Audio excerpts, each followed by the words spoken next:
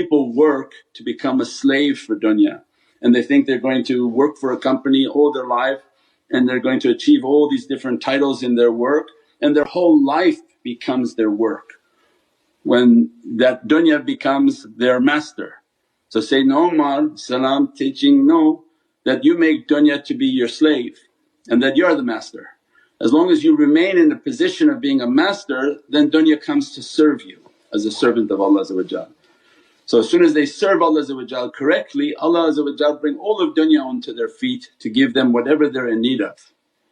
So they're not poor and they're not in need from anything from anyone. So why is that? Because Allah granted them the servanthood that if you serve Allah, serve Sayyidina Muhammad and you took from your heart, oh I have to conquer this, I have to get this degree, I have to get this position at the job, my whole life is going to be for work. You say, no, I'm going to do the work and I'm just going to get the money that I have to get, I'm going to go do that but my heart's not in that. Then at any time Allah when He accepts the servanthood and they do their awrad, they do their zikrs, they do their wazifas, they do everything, Allah then make dunya to fall at their feet.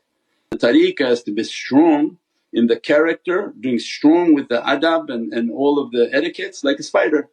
You make your web and wait for Allah to send the flies and to send the rizq. But if you're going to be like a bear out into the woods hunting all day long, then you're not having any time for your zikrs, your awrads or your practices, and Allah doesn't need that because then you lose your akhirah in that understanding.